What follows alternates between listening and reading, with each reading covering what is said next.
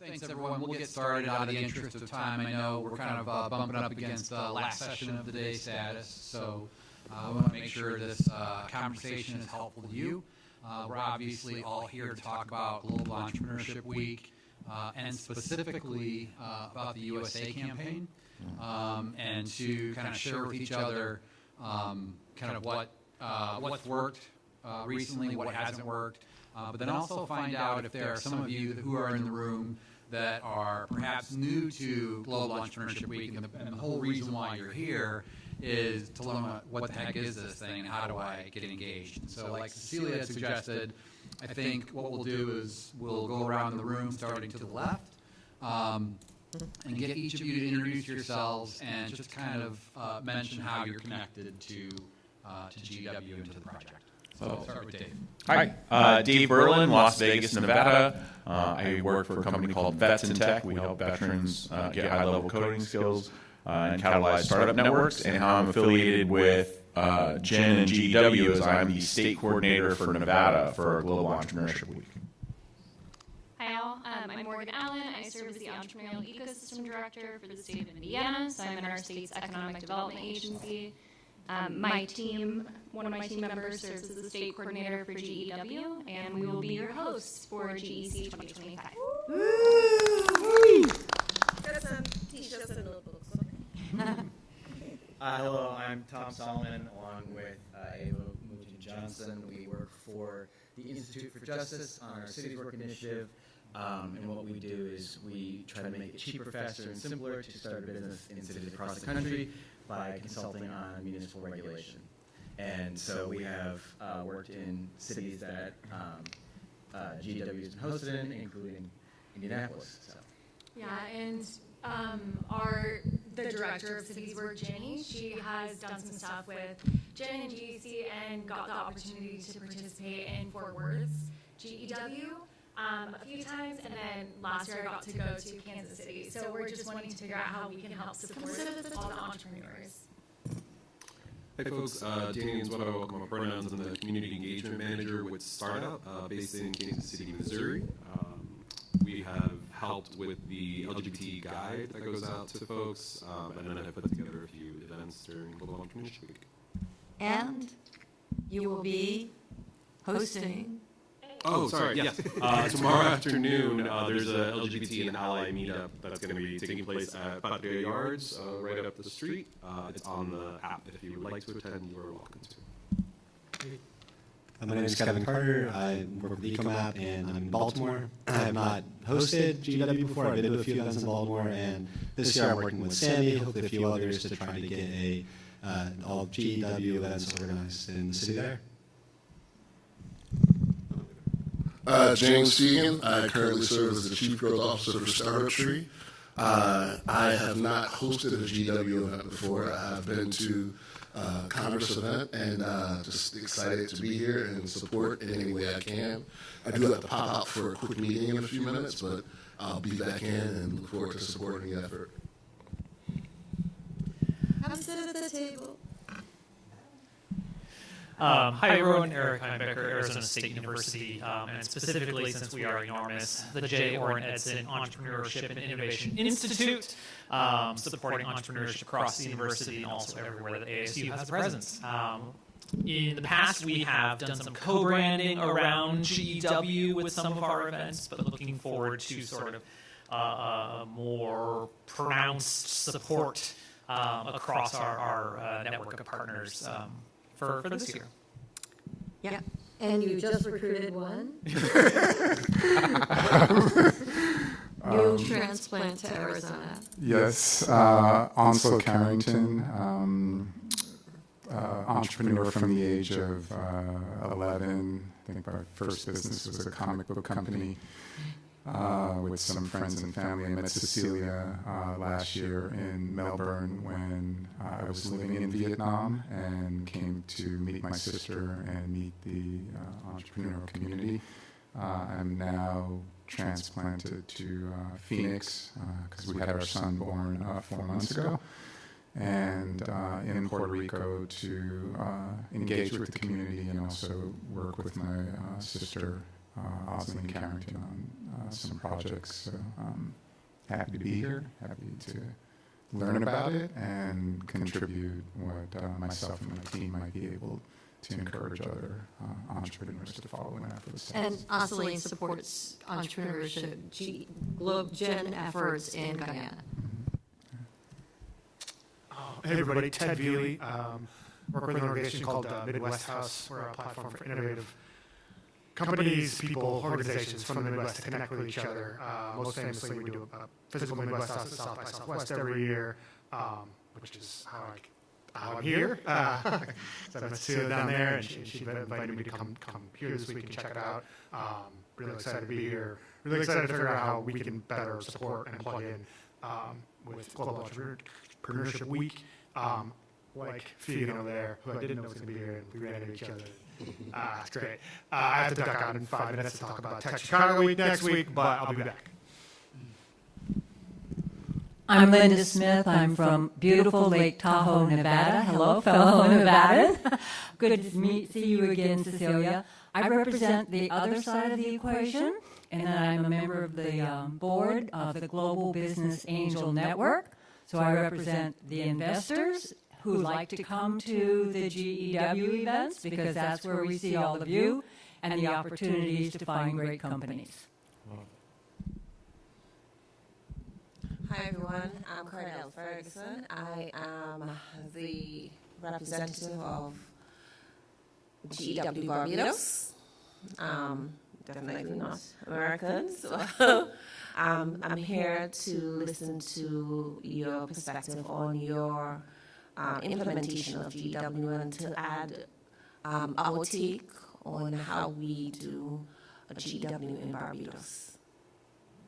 I'm traveling further down the Caribbean, Sharon Collins from the Twin Island of Trinidad and Tobago, the CEO of Youth Business Trinidad and Tobago, as well as the Global Entrepreneurship Week host in Trinidad.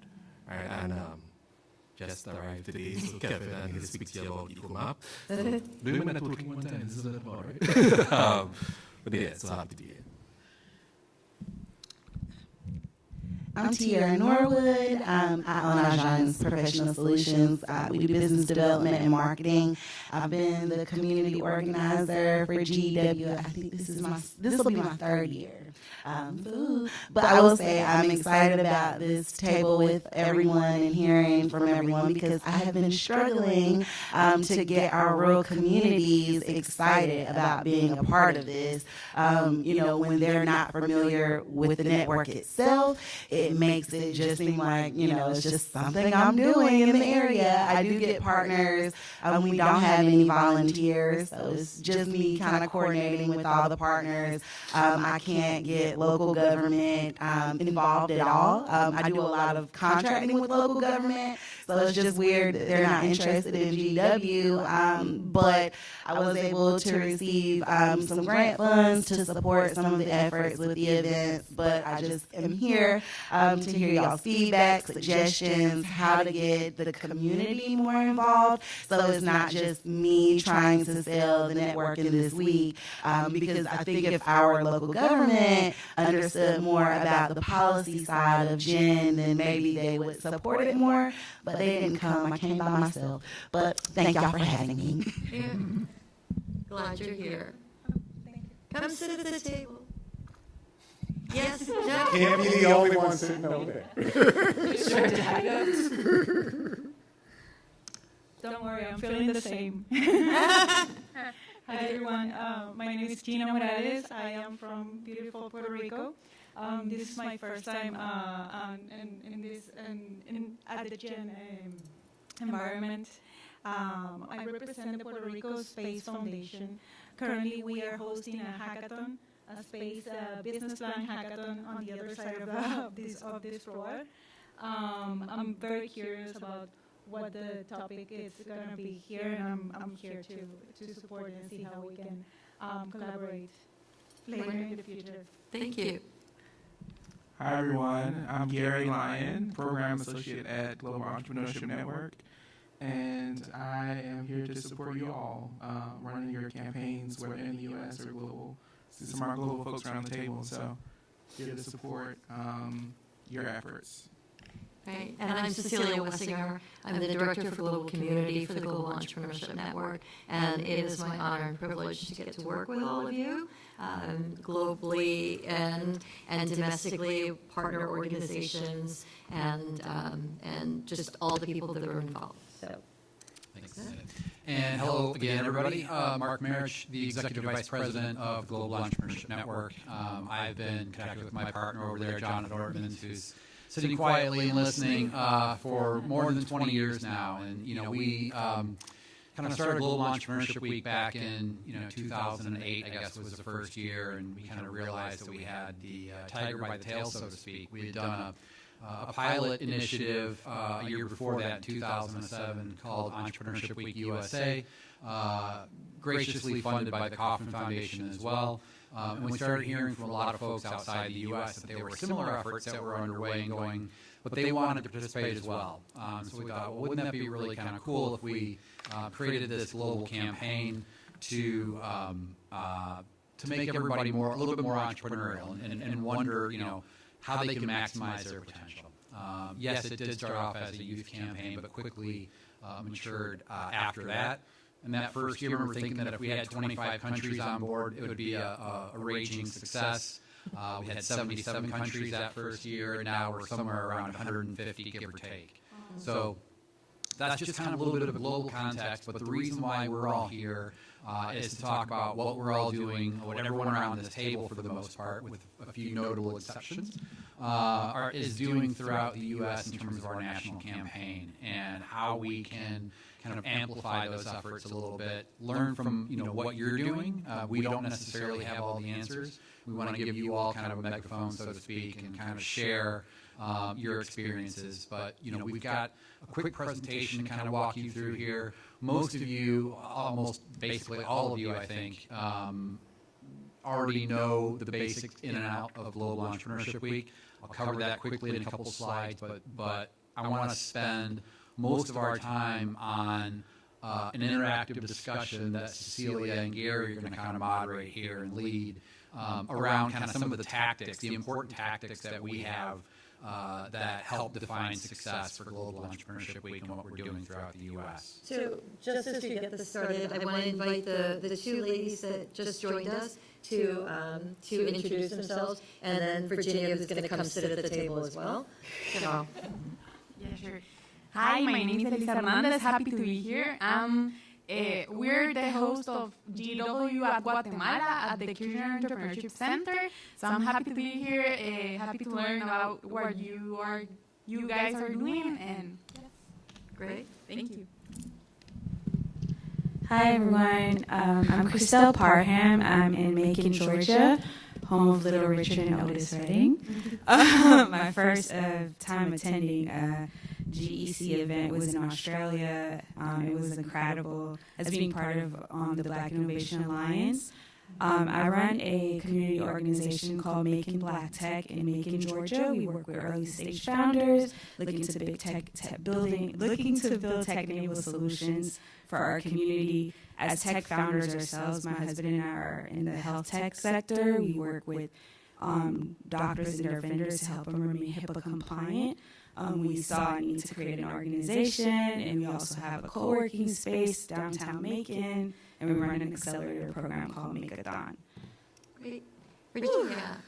Hi, my name is Virginia Chow. I'm one of the co-founders of GrantFest, which is a commercialization intelligence platform. So we provide market, IP, and access to alternative capital for entrepreneur support organizations, for researchers, entrepreneurs. So we work with universities and a lot of associations that support the ecosystem, particularly in Puerto Rico. We are with the MBDA here, helping the island and the ecosystem as well. So this is my first conference ever. So I'm really excited to be here to meet the wonderful things that you guys do and then learn about how to get involved too. Great. Thank you all. So really quickly, for the handful of you that don't necessarily have the lay of the land in terms of Global Entrepreneurship Week, as we mentioned, this is kind of a massive campaign. So, for those of you that are saying this is, either your first or second experience participating in the GEC, the Global Entrepreneurship Congress, this is pretty much a very traditional live face-to-face. Everyone's kind of convening in one location, right? GW is something that is very decentralized. And so the numbers that we like to kind of talk about are 200 countries, 40,000 events, 10 million people participating all in 1 week, right? So that just gives you a little bit of a sense of the scope of things. Here in the U.S. campaign, those numbers, we're looking at several thousand partner organizations that are actually conducting events.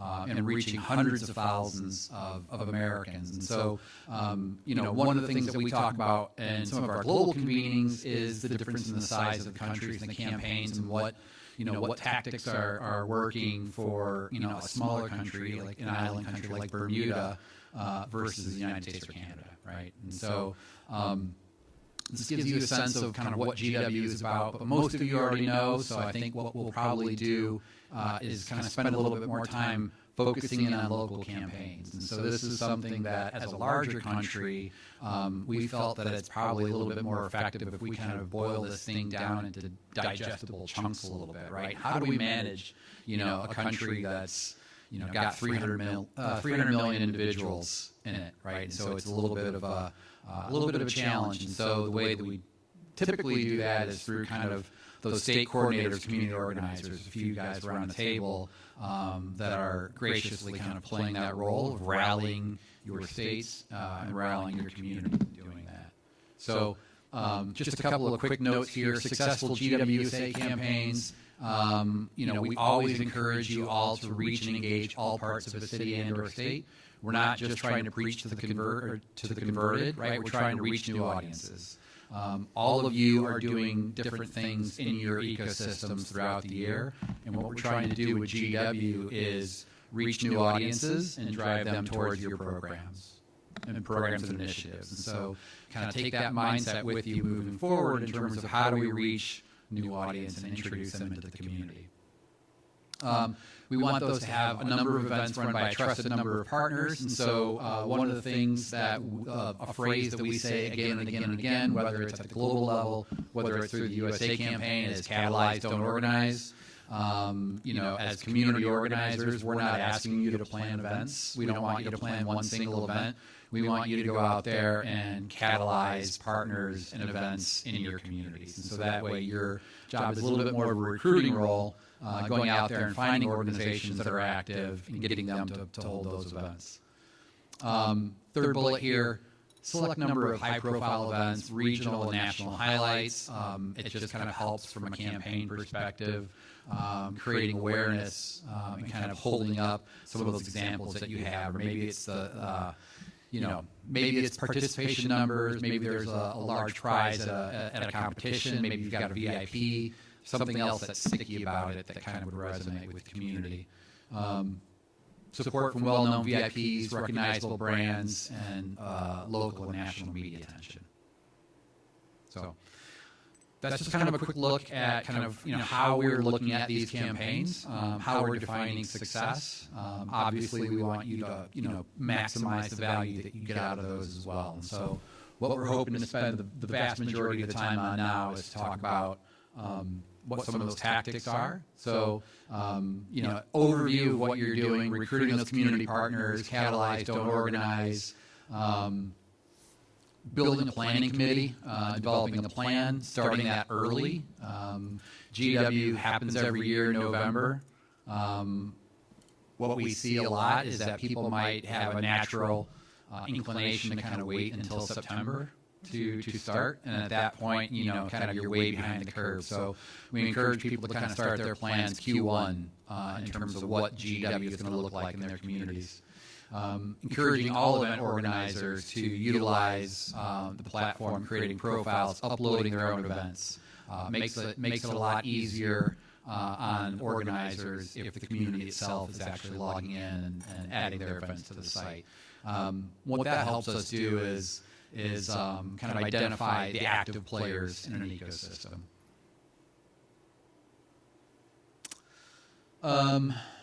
So a couple other bullets here before we jump into these tactics. We're asking all of you to compile a short list of the best 2 to 3 events, from a national perspective.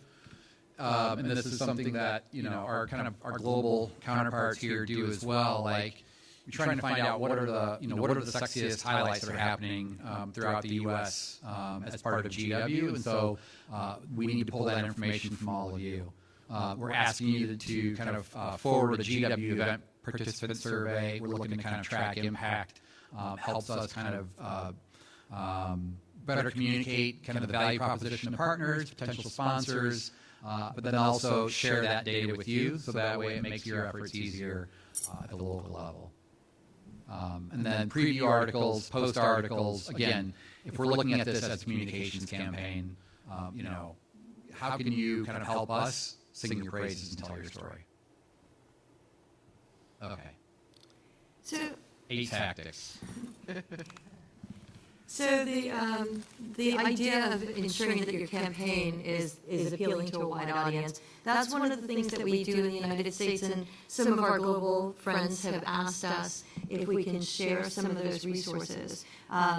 Start out, Danny's organization is a really good example. Because they work with LGBTQ plus founders, that they help review. So it's not us putting together information where we may think we know what that community wants or needs or what the communication message is. It's really going to the source to say, hey, can you help us look this over so that we can reach those audiences? And what we want to do is maybe make it, so one of the asks that we've gotten is, can you make it a little more evergreen, so it's not dated, so now, after December 24th, that it's out of date and we have to do another one next year. I mean, it's an ongoing process, so we do ask our partners. We've had Bunker Labs and an association that works with people that are married to people in the military, so that we can focus. We have an audience guide for military. We have an audience guide for LGBTQ+. We have an audience guide for silver economy. So that these are ways to connect. As Mark said, it's not just about connecting with those that are already converted, right? The entrepreneurs. Like, entrepreneurs know they're entrepreneurs, usually because they find out how to spell the word, so they don't have to spell check, because it's a really hard word.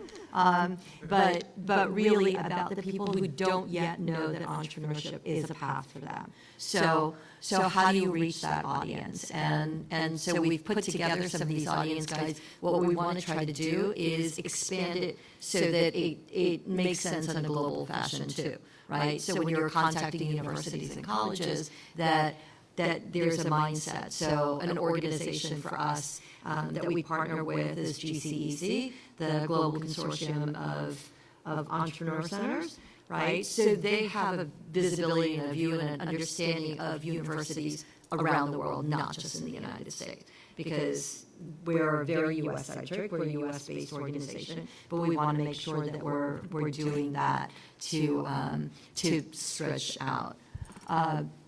So that's an important thing. And when we talk about things like community organizers and state coordinators, you could be in a country like Trinidad and still, when you're operating this organization, it's only with this group of people.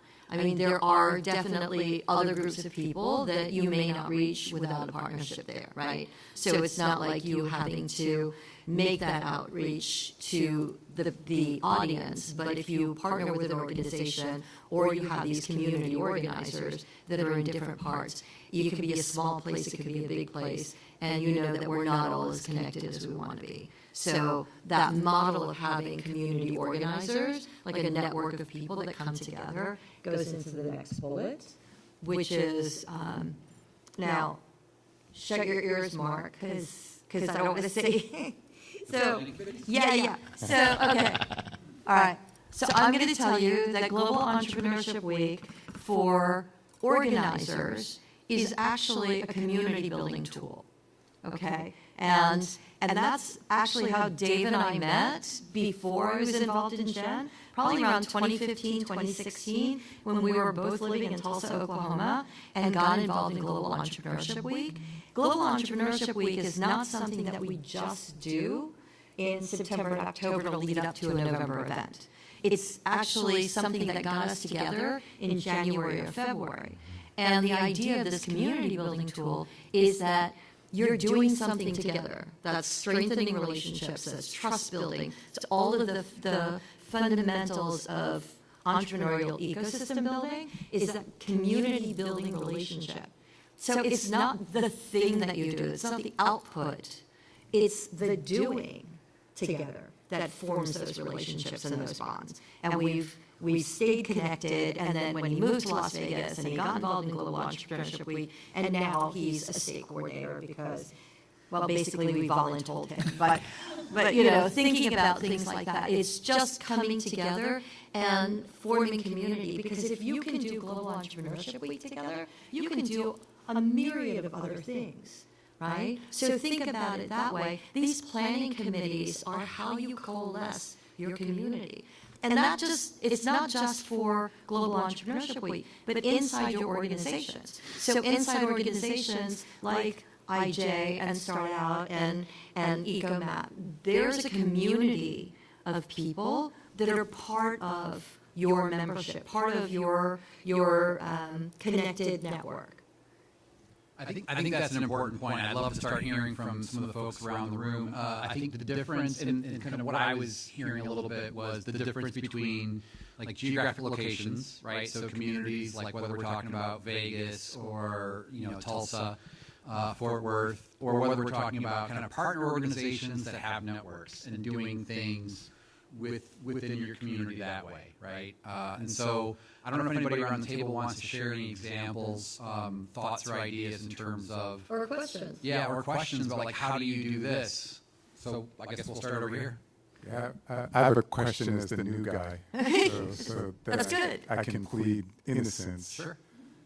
And it's a two-part question. So the first part is, for Global Entrepreneur Week, is metrics of success people having awareness of Gen, or would it be that the event that is held helps the entrepreneurs at that event get someplace that they're trying to get to? So great question. It's a short answer. It's the latter. Okay. So we use Global Entrepreneurship Week and the brand to kind of connect the dots and make everything part of a larger movement. But for us, it's not like awareness of Gen as an organization isn't really a success factor at all. Thank you. So then part two would be, because as I skimmed through the report, then I'm looking at... Yeah, because I figured if I skimmed through it, I might learn something that would lead into the question.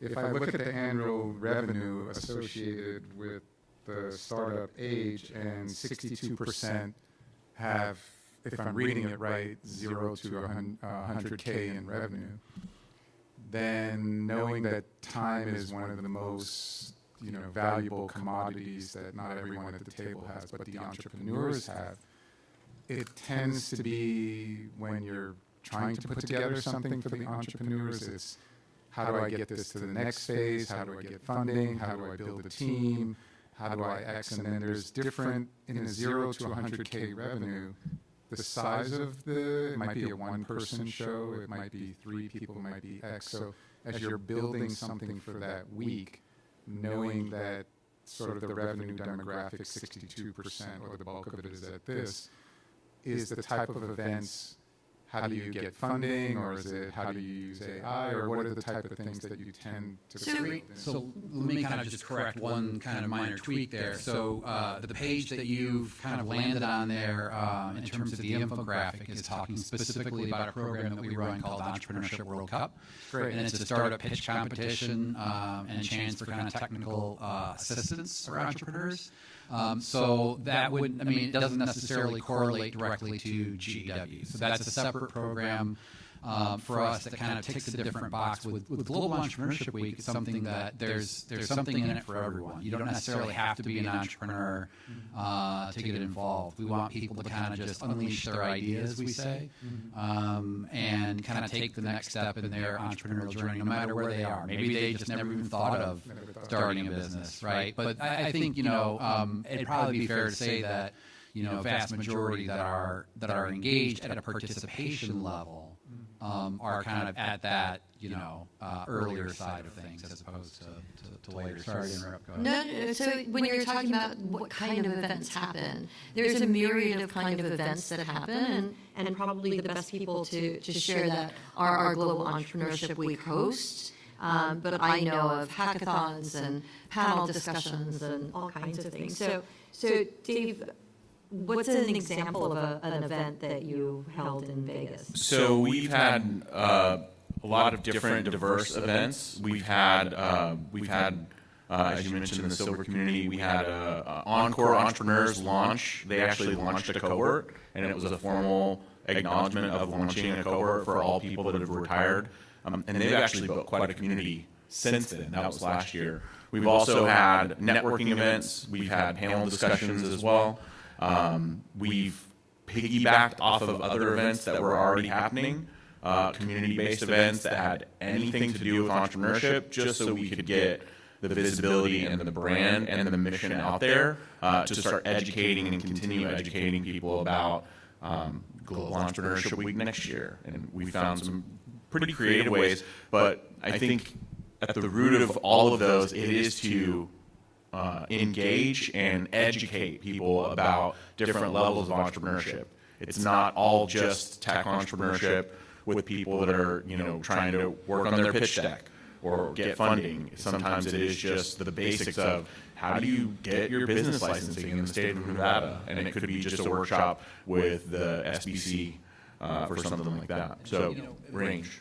And we see a lot of universities. I'm not sure if it's like this in some of the other countries. I suspect that it probably is, but we see a lot of engagement from the universities, right? And so, we're trying to talk about entrepreneurship across the campus, not necessarily just within the business school. And so you'll get like English departments that are, hosting events during GW to kind of get their students to think about, well, what are ways that I can be more entrepreneurial?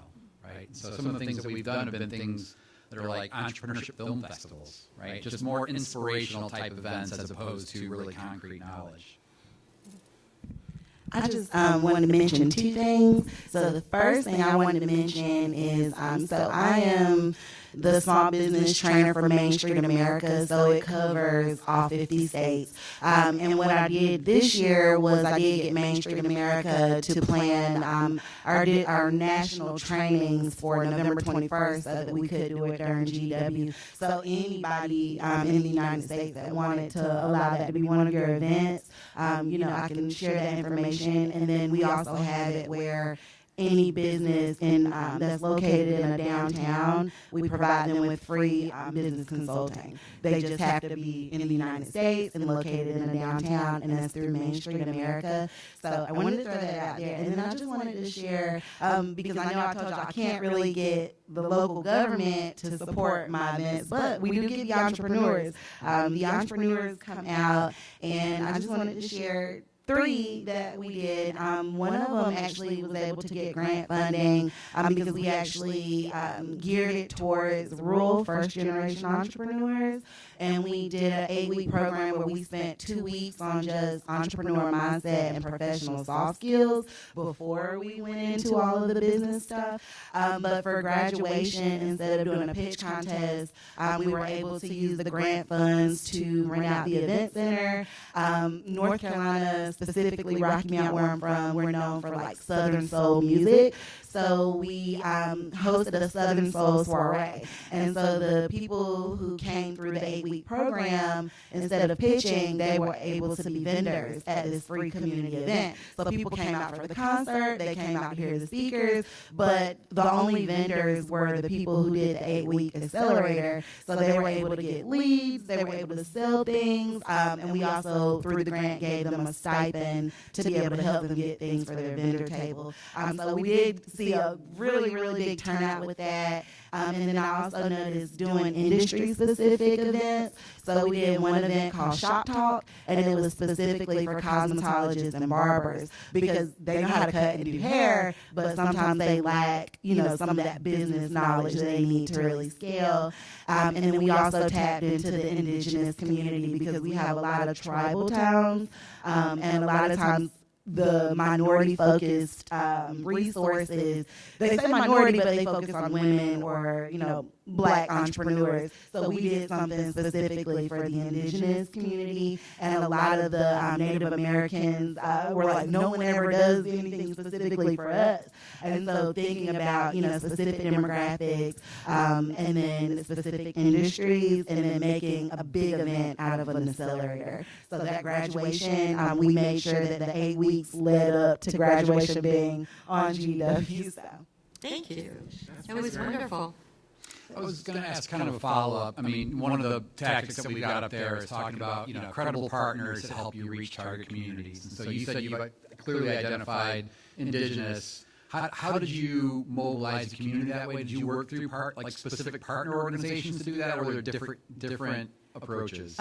So 2 things that helped. The first thing was connecting with an entrepreneur who lived in that tribal community, and we actually partnered together because they were more familiar with her brand than mine. And then at that time, I had a contract directly with Google, and so we did push introducing digital skills and getting their business online, and we also offered free websites through that partnership. And so, her and that familiarity, it helped. And then them seeing Google's logo, that credibility helped as well. So that's like saying, when we talked about with Eric, with Arizona State University taking a leadership role in doing this, but alongside ASU, the conversation connected with Melody, who works with indigenous communities. She's part of the Hopi tribe, and then a co-working space that Jenny Poon runs. And so there are these network partners. So you may not have the trust of the community, but they do. So that relationship also makes that credible. And then when talking about support services, so part of the funding mechanism or a tool, and those of you who have been in the global sessions with me, you've heard me mention what they do in Germany. This is something that you can embrace in the United States too in your community, that founders usually need help from lawyers, from accountants, people like that.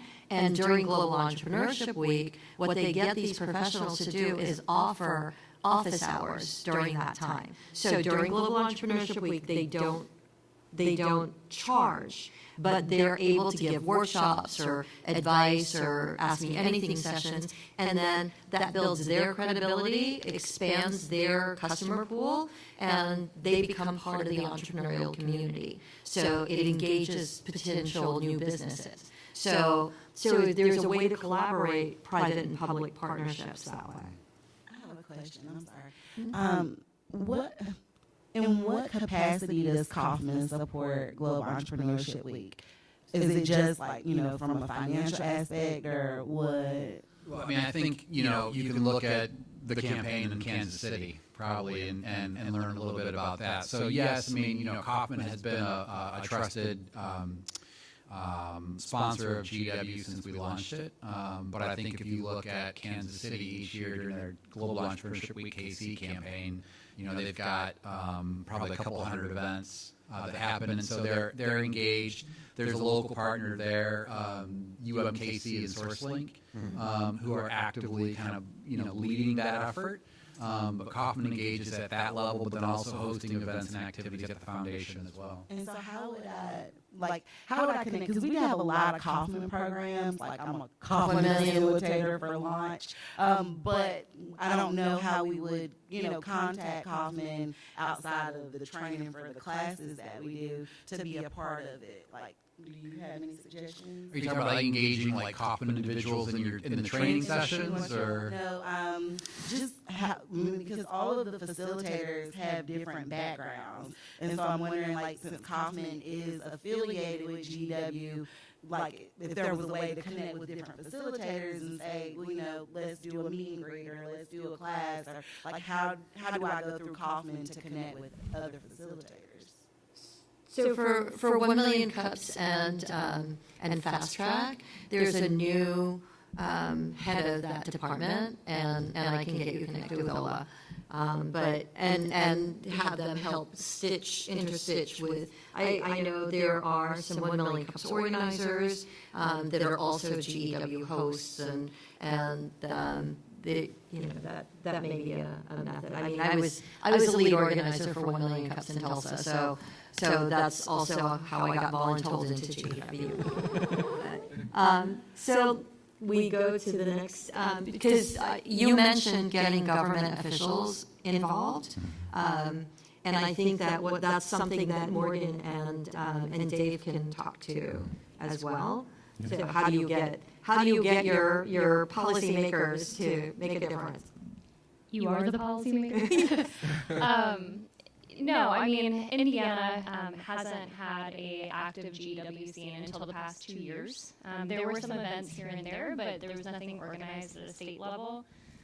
We were really grateful to have an entrepreneur as our Secretary of Commerce, so the pitch got a lot easier when he came on board. And then once I was able to demonstrate that proof of concept, the support has really, really taken off. But niching in more at a local level, because I think that's where we've seen more success. One, we have a statewide organizing committee, but then we also have regional subcommittees that report up to the state. I say report, we're not like actually reporting, but for those local organizing committees, they started meeting 8 months prior to GEW. So doing it as soon as possible, the better, because a government fiscal cycle is different than business. Like, they can't sign a sponsorship with a week's notice. So having that local organizing committee, getting together early, putting together a plan, and then going to a local government with a concrete proposal of this is what we're planning to do, this is how much it's going to cost, here's how you can be involved, and here's the benefit that you as the government will get out of participating in this program. We just had one of our local committee groups get a $50,000 sponsorship for GEW activity because they approached the government so early. Okay. So then the latest success, Dave. Yeah. Thank you. It's sincerely an honor to be here. It's been a long journey. I started with GEW 3 years ago, post-pandemic. Vegas was greatly affected by the pandemic, and I saw it as an opportunity to build community, as I knew it worked very well in Oklahoma, as we worked years ago. The first year, they almost laughed me out of town, because what's this? To your point, they acted like it was my thing, and like they were just didn't understand it. So I'll say some stuff that this is my best piece of advice. Nobody wants to be first, but everybody's absolutely okay to be next. So a lot of times they need to see that somebody else has done it before. And as I got involved, especially in 2022, I started seeing everybody with these proclamations. I took copies of those. I started bringing it up even more.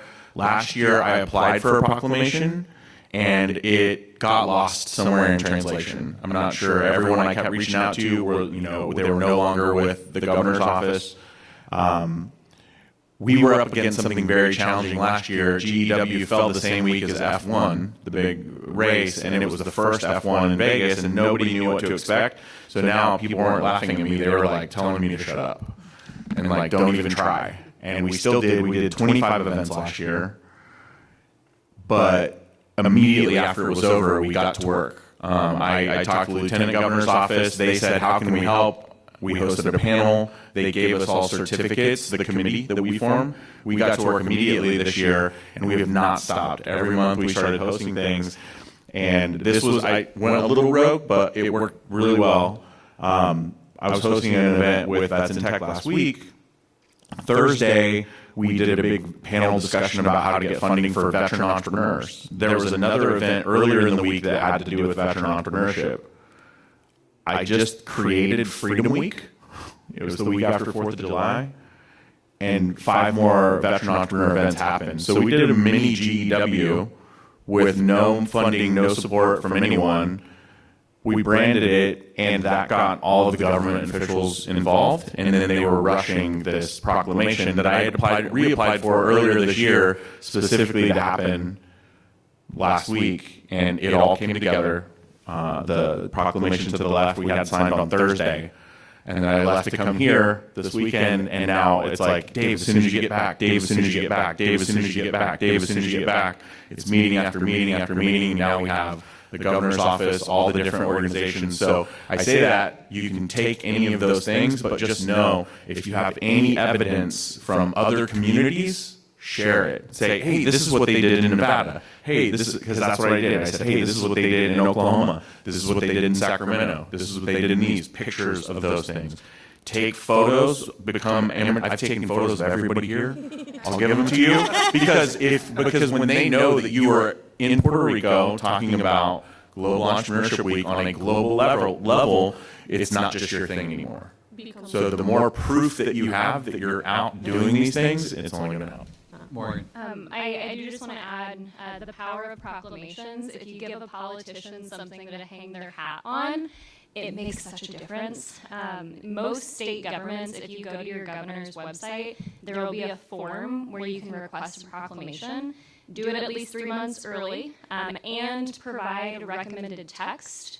And I'm sure there are examples that can be shared. We're happy to share those with you. Yep. And then take that text and also send it to the mayor's offices and the county commissioners in your region. Yeah. Because they love marketing. They love marketing materials. And if they can slap their name on something, that's an easy way to get them involved. And I didn't even know that part, and that's where I missed. So as soon as I get back. And I think kind of just, adding on to what Dave was saying in terms of, nobody wants to be first, but they want to be next, right? That was a comment that Stephen from Ghana had mentioned in the session yesterday about having a list of whether it's VIPs or elected officials, prominent elected officials, that have supported Global Entrepreneurship Week before, so that way you can show that it's not just Dave's thing, right? It's this much larger thing. And so I think we committed to do that and to figure out a way to crowdsource that list at a global level, but I think we need to do the same thing at a U.S. level, right? So that way we find out how many governors, which mayors who have kind of stepped out and, endorsed Entrepreneurship Week in their communities. So Stephen, from our managing director in Ghana, one of the things that he mentioned yesterday was that he had documented from the beginning of when he did Global Entrepreneurship Week, every entrepreneur that had some connection to Global Entrepreneurship Week. And it's a list of over 5,000 people that have touched GEW, whether they attended an event or did a part of a pitch competition or whatever, and could bring that out and say, because we do this, this is the result, right? So that's one of the things that we'll talk about when we talk about storytelling tomorrow, is how do you tell the story, the impact of the things that you do. That's one of the really important reasons that we ask you to complete the survey, because we can't tell you it's 40,000 events without knowing that it's actually like 40,000 events, right? 20,000 organizations, because we ask in that survey that we send around, how many people attended your event? And even during the pandemic, when you hear from people like Renee in Bolivia, who tells us that he engaged a television station, right? Everybody's just sitting at home watching TV. Well, you know what? We can do Global Entrepreneurship Week. We'll give you content for your TV station. So there are people always looking for something, and Stephen, again, did an incredible thing. He created these media awards. Who is the best person that covers agripreneurship, right? Or who's the best journalist that covers these, scale-up stories, right?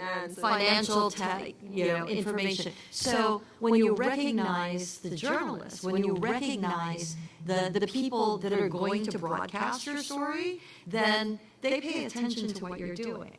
So that's how you become friends with them, and then you become that reliable source. Right? So then they come knocking on your door. What are you doing for Global Entrepreneurship? Can we tell that story? Right? Is it, I don't know if it's how to turn Do you go deeper into the committee part of it, or I just have one thing on the committee? What do you want to tell us about the committee? You're the one that does the boots on the ground work. Right. So earlier talked about committees and forming a committee. We built a strong committee. The first year I had 0 community organizers. Last year we had 2 people step up, which really helped. But our committee is generally, it's a social media company that this is all voluntary, but by them helping with any social media at all, it just leverages them. And you just want to make sure that any referrals or any of the stuff that comes through the network, say it was these people, like really raise them up. We help get them certificates from the lieutenant governor's office. And then there's always somebody that has a PR firm or something of that nature that's a little bit higher level than just social media. And then look for the key community organizers in your community that already do some level of community building.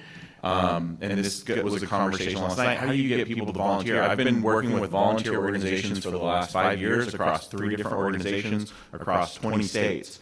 A title is cool if it gets them in somewhere that they can expand their visibility and their reputation, but anything that's going to help them grow their business, right? So a lot of times it is a voluntary role, but just make sure that they're involved.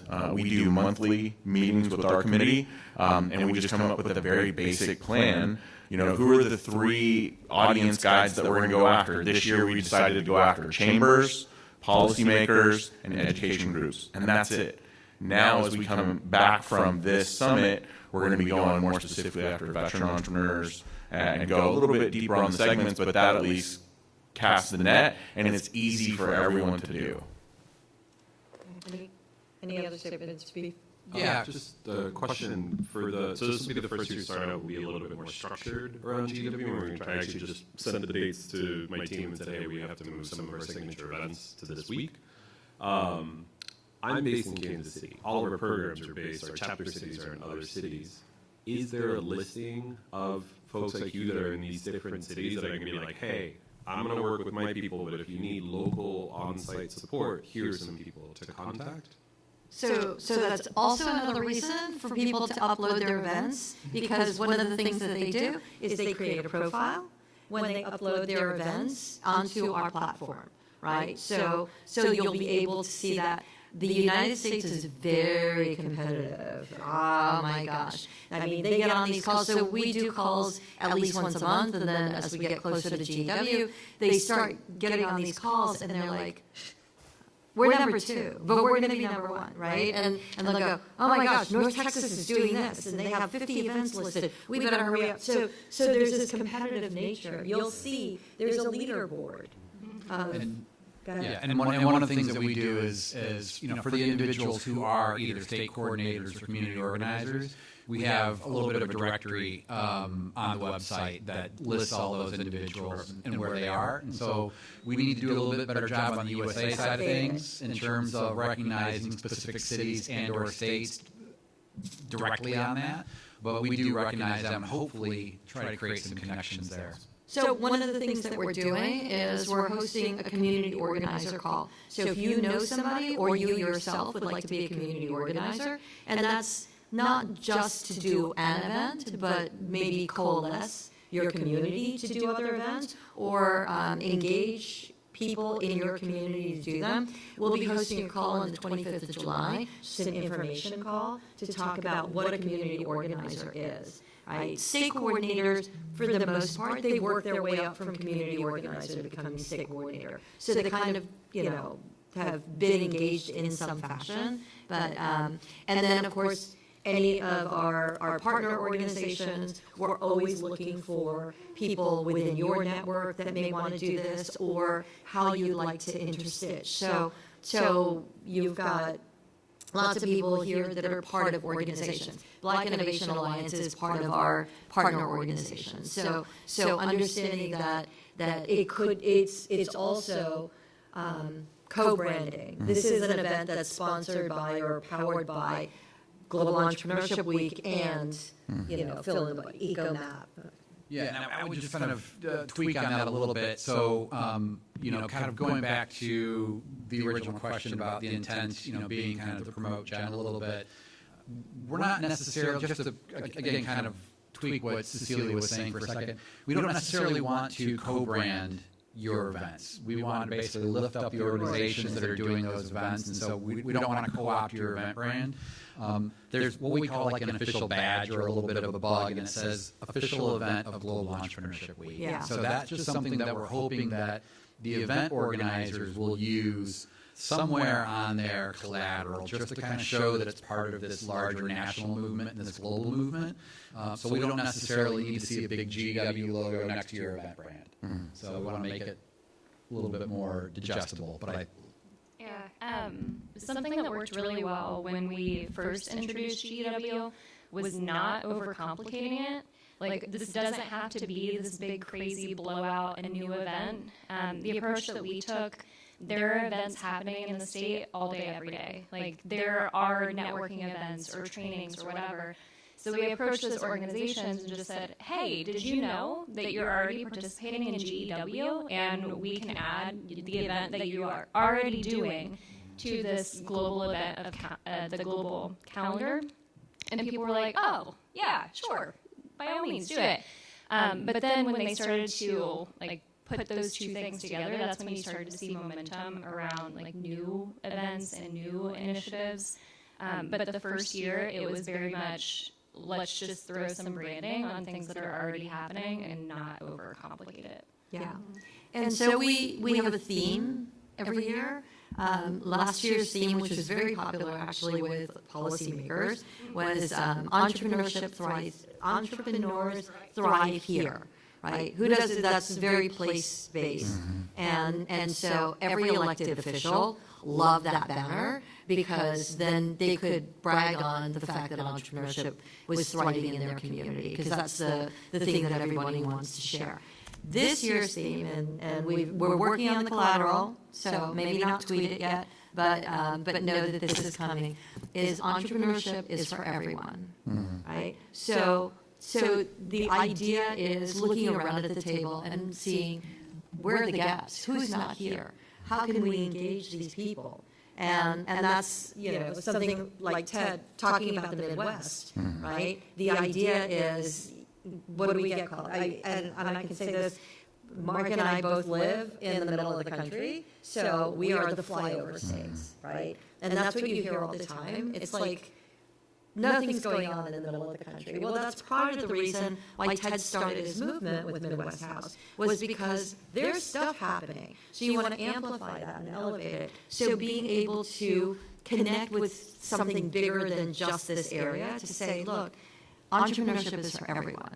That means people with disabilities, that means neurodivergent founders, that means, gender-wise, LGBTQ, pick a race depending on where you are, and diversity looks very different depending on what part of the world you're in. So that's really important. Yes.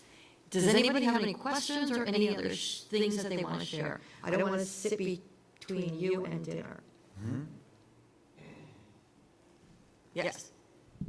So I'll just say that I'm feeling a little nervous because a lot of the partners that we love and love us, we've been reaching out to, and they're like, oh yeah, that sounds great. And I'm like, okay, well, do you want to maybe start working on plans? And they're like, oh, but that's so far away. We don't even know what we're doing, in a month. Yeah.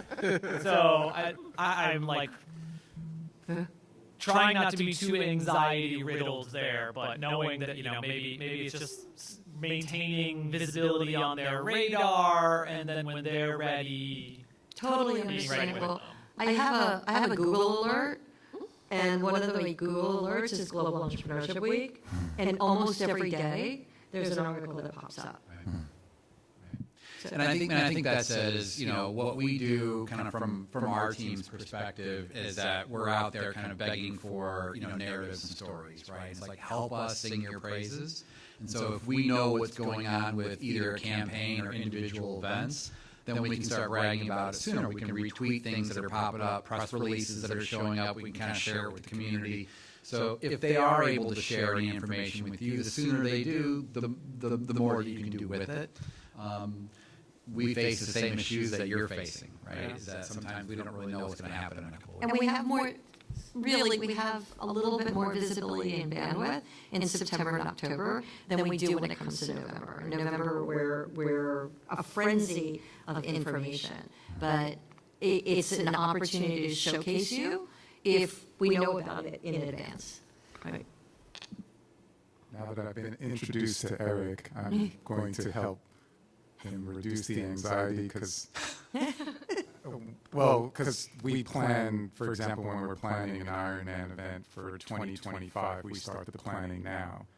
So getting people to have you front of mind, there's kind of few tricks that we kind of use to get that, because time is the most valuable commodity. So to encourage someone to move it to front of mind, we try to give them a value proposition of where this is how we're trying to help you, as opposed to that wrangling of getting them to go there. So if we offer them some solutions, why it will benefit them to work a little bit earlier and then do some of the heavy lifting for them. It might even be like a Gantt chart that shows you what happens if you cross these critical path items earlier. And if you give that to someone already and work backwards for them, they engage a lot quicker because you already did some of the project management for them. So join you on. So I'm gonna tap a resource that's sitting at the table that we haven't utilized enough yet, and that's our friends at IJ. So I want to. They showed me something this morning, which is a real eye opener, and I want you to know that they can help benefit spreading information about policy and things in your community, and they do it pretty much pro bono at a city level. Okay. Yeah, so like I mentioned a little bit earlier, we are part of IJ's activism team. And so we are part of Cities Work, which is just free regulatory consulting for cities across the U.S. And so we're based in Arlington, Virginia, but we work all over the U.S. And so something like a Global Entrepreneurship Week, that's something that if we can help out with it, that's something that we'd love to participate in, host a workshop, or even potentially a webinar, or just provide information that can help someone in your community host a workshop that could be useful. So some of the stuff that we do is we have compiled one of the first data sets on the steps it takes to start up businesses in 20 different cities in the U.S. And so we have this, it's called Barriers to Business, and it has like all the different cities. So for San Francisco, for example, it costs $22,000 to start a restaurant, just in permit and license fees alone. And so we mapped out the different business types, and this is something that is also able to be used in your own cities, whether you're one of the cities that we studied, or we have a detailed guide on how to go about doing this research in your own city, and we offer like free assistance and technical advice and everything to anyone who's interested in participating. And so, yeah, we'd love to help out in any way that we can. And Tom has our newest visual that we've created, and it's the flowchart to starting a restaurant in Philadelphia. Which is a little scary, and we actually have an 8-foot banner of these, which is even worse to see. So one of the things that I was going to mention earlier was for us, when we've been trying to get local governments to work for us, one of the things that works the best is just doing kind of the old school, let's go and canvas and talk to entrepreneurs and try and get out into entrepreneurs who might not be plugged into the ecosystem already. So just going out, walking, or if you happen to like pop into a restaurant to eat, just talking to them, and you could mention like, hey, I'm wanting to do an entrepreneurship week. What are some events that you would be interested in? And then the last thing also would be for us, where we've seen a lot of impact in getting local policymakers to really pay attention and be interested, is having entrepreneurs from the community actually come out to testify at different hearings, whether it's for a specific bill or if it's just like a general public, hey, you can bring up anything that you want, and really facilitating that, because then they can kind of see officially it has all the council members in one place, that this is something that their constituents really want. So that's overview kind of all the stuff that we do, and yeah, we'd love to talk with any of y'all who might be interested in doing some regulatory research in y'all cities as well. Yeah, I think we can certainly work out some kind of a partnership that would tie in, GW and all the work that you're doing, get them in on one of the monthly meetup calls perhaps, and try to figure out a way to connect the dots to, Dave and Morgan's team and everybody else around the table. So, any other questions, comments? Yes, sir. One in the back.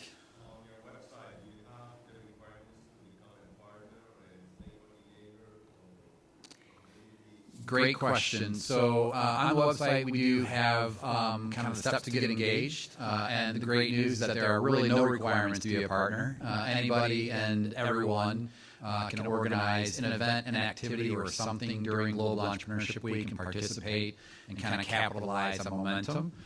As far as the other part of your question in terms of requirements for being a community organizer and state coordinator, fortunately, my two colleagues here can help you with that. I think we have a form, actually has a form on the site now, right? Mm-hmm. That's an application form for representing your community or your state. And it really is more about getting us your contact information so we can tell you when the monthly calls are and things like that. And you are based in?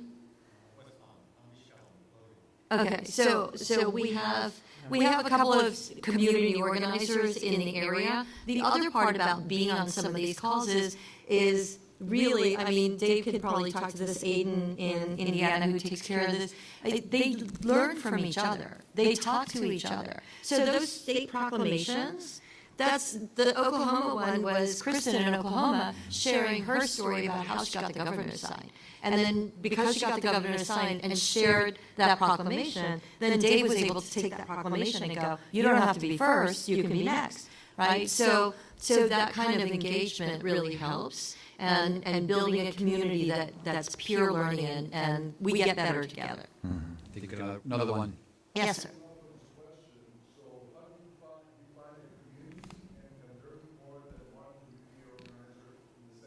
Of course, because you have different audiences.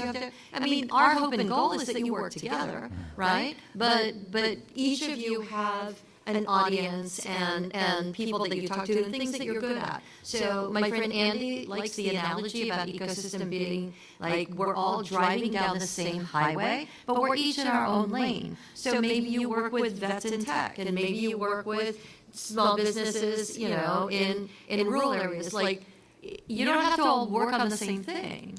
Right? So, of course, we want, and that's actually, like Kevin mentioned, Sammy over at the University of Maryland. He said, when we asked him to be a state coordinator, he said, you know what? I don't do anything by myself, right? I cannot be successful doing it alone. So we're going to form a committee, a coalition. And so I remember having probably about 10 different phone calls with different people that he connected me with so that I could explain what Global Entrepreneurship Week was and how they could get involved. But each of those conversations were very different. And then they got together and they coordinated events together. And it's as involved as you do or don't want to be. Give me 1 second. It's as involved as you do or don't want to be. So, for example, if you're thinking, you know what, I just want my organization to kind of pull together a couple of events. I want to push out a couple of press releases. I want to make some connections with people, and I want to just do that under the GW banner. That's awesome, right? You're an event organizer. Hop to it, create a profile on the website, add your events, and and off you go. Fantastic, right? That's kind of what you're looking to get out of it. But as Cecilia mentioned, if you're looking to do a little bit more, get a little bit more involved in a community organizer role and recruiting other organizations to get active and to engage, yeah, we'd love to have you. Over here.